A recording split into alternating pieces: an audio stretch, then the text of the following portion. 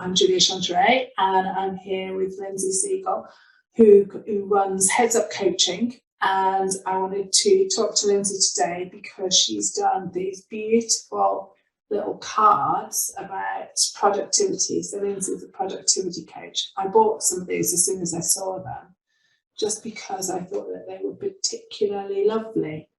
And they've each got a prompt, so you can have a different one each day to remind you of the things that you probably already know about productivity, but keep it in your head. So this one is about prioritising. If you were going on holiday tomorrow, which tasks would you complete today? So it's kind of summing up an instant change in mindset for me about, what are the most important things that I would do if I was going on holiday tomorrow? What have I got to get done? And then it gives you a little sense of urgency. And I love the cards. I think they're just fabulous as a very niche little product that have their own beauty. So I was really interested, Lyndsey, about why you made them, what drew you to doing that format, and what was the idea behind it all? Yeah, thank you, Julia. Thank you for your kind words about productivity prompts. So I had the idea in December, just before Christmas, just as I was about to try and start winding down for holiday, and this idea just kind of popped into my head. And I think the reason why I chose to create productivity prompts is that we are living in an increasingly digital world where we're spending more and more time on our laptops, on apps on our phone, and in a high source of distractions all around us, particularly digitally. And I really wanted to create a physical product, like an analog product that just sits on someone's desk, that is there as a gentle, supportive reminder, a prompt to help people focus and to get into that kind of productive mindset, and to really help them optimize the way that they work or learn or study.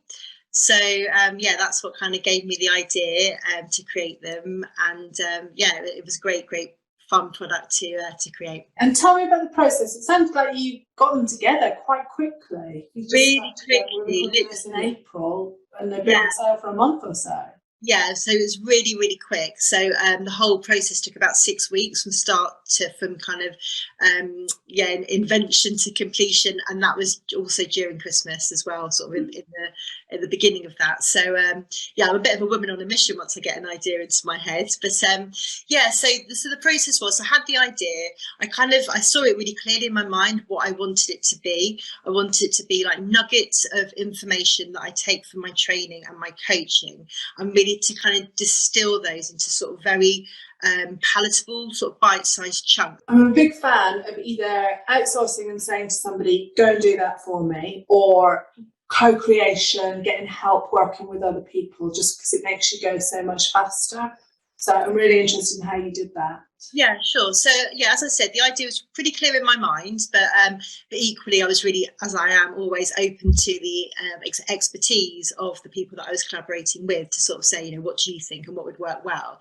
And it was actually a really, really seamless, easy, straightforward process. So the first person I collaborated with was my illustrator, Sandra Stauffer, who's been responsible for the design. Okay. Yeah, so she's been the lady who's designed all the illustrations for my website and my branding. So she seemed like the obvious person to go to for the front cover of the activity prompts. On the front cover of them, as you can see, the resemblance is striking, is a picture of me, because I wanted it to be that kind of remembering of, that was Lyndsey who helped us with this. So I wanted it to be that kind of personal reminder. So Sandra helped with the illustration for the front cover, and a bit about sort of, colouring and branding and fonts. Mm-hmm. And then the second person who helped me was another illustrator and sketchnoter, so Martin James, and he helped me kind of bring alive the idea I had of the sort of the icon. So I wanted something kind of quite kind of fun and accessible and a bit different. So those are just some examples of the icons that he created to match the wording, to match the bite-sized prompt. And then the third person I collaborated with was a graphic designer called Tim Hanley from Go Tiger. And he basically just helped with the layout of the cards and, you know, thinking about colour and kind of layout and setting them off for printing. So those are the three people that I collaborated with to get them off the press. And how did you work out the size and the format and how you would get them printed? I mean, is that tell me about that, because I know that can be a real stumbling block for people doing physical product. Yeah, it's a good question. So Tim was really helpful with that. I had an idea that I wanted them to be small. I wanted them to be almost like a mini cute kind of mini product. I didn't want to take up lots of space on someone's desk. And I wanted them to be kind of big enough that you could read them easily, and the messaging and the icon wasn't going to get lost. It wasn't going to get sort of squished. But that it would be something that you could handle because you turn them over, whether that's every day or every week or when you're ready to move on to another prompt. So I kind of had an idea, and also because I wanted them to be spiral bound so they could turn over, that also influenced the size. And also I wanted them to have this kind of A-frame element to it so they could sort of perch. They could sit on someone's desk.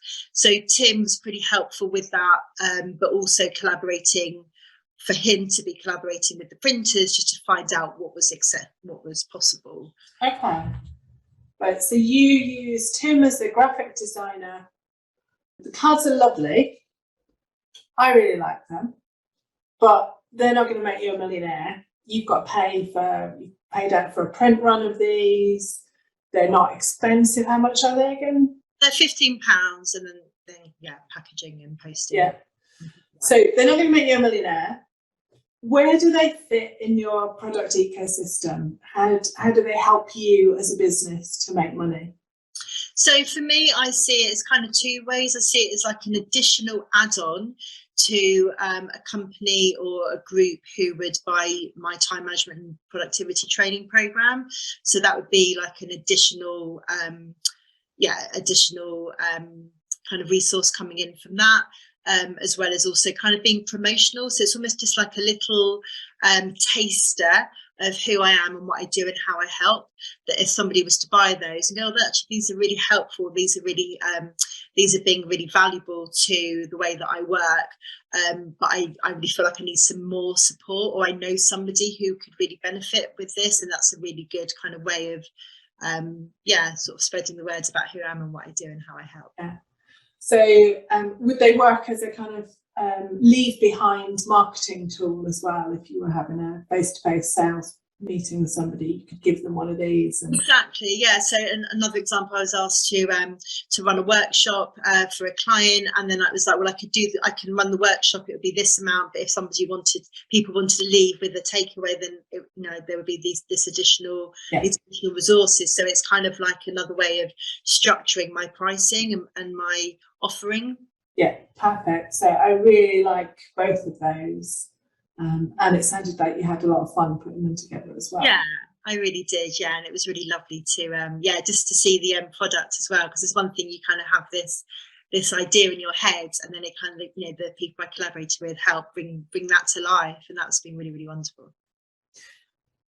That's a nice aspect of products, I think, and maybe something that you get more so from a physical product, just that satisfaction of seeing what was in your head and you've made it, and you can go, oh, I made that. And I would have liked to have seen your face when you got the box of them delivered. Yeah, it was a really special moment. So there's a lot of thought that's gone into them, definitely. And congratulations on making it all happen, especially in such a short space of time.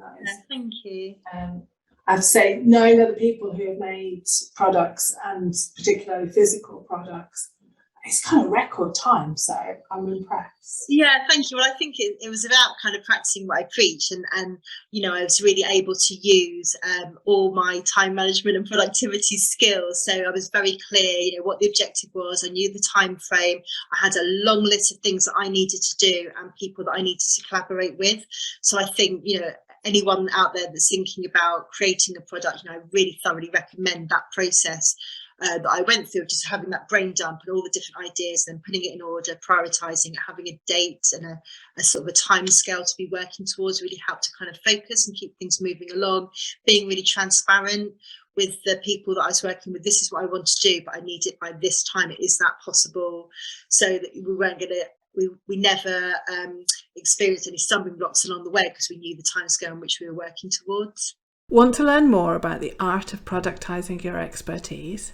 There are new videos here every week. Here are a couple of good ones to get you going.